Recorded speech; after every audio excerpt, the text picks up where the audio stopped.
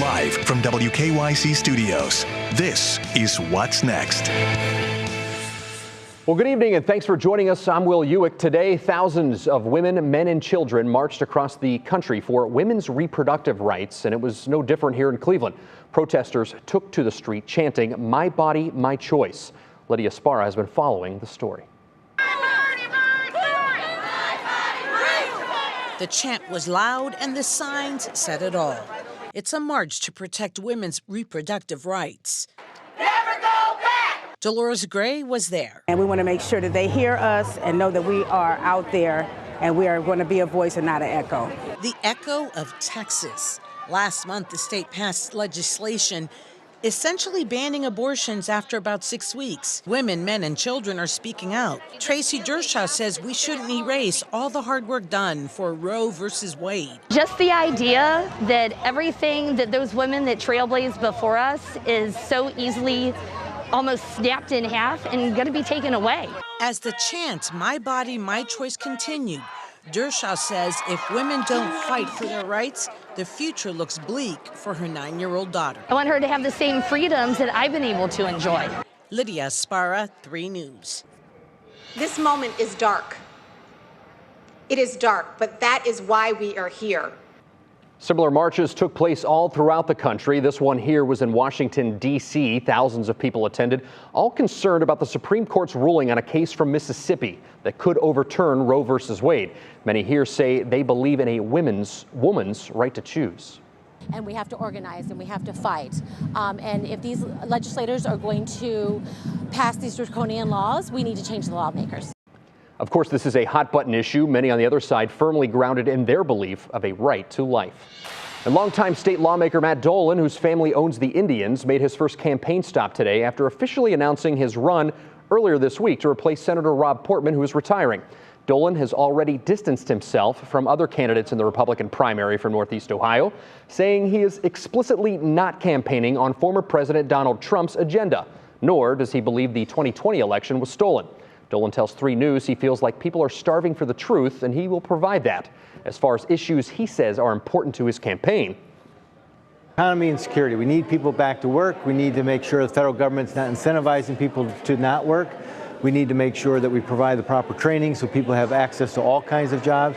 We need to secure our southern border, and we need to make sure that we understand we're backing our local police so that our neighborhoods are secure.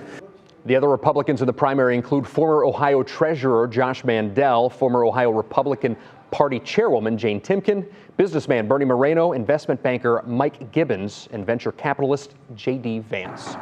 Now let's get to your coronavirus headlines. 6,094 people have been diagnosed with COVID in the past 24 hours. That's down about 200 from our 3-week average. Hospitalizations and ICU admissions are slightly lower than average as well. And the state's new incentive program, the Vax to School contest, begins on Monday. 5 $100,000 scholarships and 150 $10,000 scholarships are all up for grabs. Just go to ohiovaxtoschool.com to apply. And the lucky person with that winning ticket for the 6th largest Powerball drawing in history will be announced tonight. Tonight's drawing now tops $635 million, all for just a $2 ticket. The problem, of course, is that your chance of winning is 1 in 290 million. Largest jackpot ever, in case you're wondering, $1.5 billion. That extra money would sure pay off while driving because gas prices in Ohio continue to climb. A gallon of regular unleaded gas is hovering right around $3.10. That's almost $1 per gallon higher than this time last year. And while gas prices move up, the mail is slowing down. Major changes on the way when it comes to our mail service. Starting today, the United States Postal Service implemented new service standards for first-class mail and packages. So magazine subscriptions, heavy letters, packages that used to take 2 to 3 days will now take up to 5 days to arrive. The changes are due to a 10-year plan to improve service and tackle the Postal Service's massive debt. The plan also includes reduced office hours. And Cleveland Latino Restaurant Week begins tomorrow. It's now in its 5th year. It was launched by the Northeast Ohio Hispanic Chamber of Commerce to support and promote local Latino restaurant owners. We have a link to all the participating restaurants on our website, WKYC.com. And the walk to end Alzheimer's kicks off bright and early tomorrow morning, but you still have time to sign up. So the walk begins at 9 a.m. at Cleveland Metro Park Zoo, but you can show up as early as 7. More than 2,500 people have registered so far, with all the money raised going to support the Alzheimer's Association. And those participating in that walk, and well, pretty much everyone else in Northeast Ohio, hoping that beautiful weather from today continues tomorrow. Let's get a check on the forecast with meteorologist Jason Michael.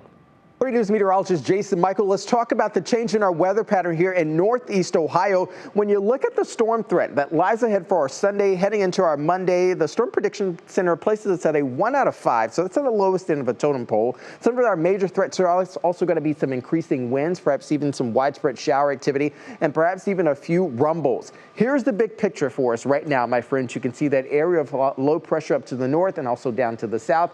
It's going to be likely moving towards us within the next 24 to 36 hours. Ridge of high pressure getting on out of here, and this will allow for this very, very slow moving front to start its track over towards the Ohio River Valley. So that National Design Mart hour-by-hour forecast, notice the cloud cover increasing there west to east, along with the storm threat. These heavier showers moving in overnight through the early hours for our Sunday morning. If we could get some breaks in the clouds for Sunday afternoon, notice this, stretching all the way northeast down to the southwest. Some of our southwestern, even our western communities there, will likely get some localized ponding here on some of the roadways. Primary, perhaps. Secondary, likely getting some localized flooding here. So it's very important to keep your eyes on the radar for tomorrow afternoon. A few breaks in the clouds could also lead to some rumbles of thunder as well. Again, that threat for severe weather is going to be low, but again, winds will likely be increasing as well with likely some of this heavier rain. Visibility also poor for our Sunday leading into our Monday. This is a Euro model for us. It wants to place us just below an inch of rainfall. However, we cannot rule out there could be maybe an inch, maybe up to 2 inches of rainfall. Gusty winds, very much so likely through our Sunday and also Monday, likely anywhere from 10 to perhaps even 15, maybe even up to 20 miles per hour.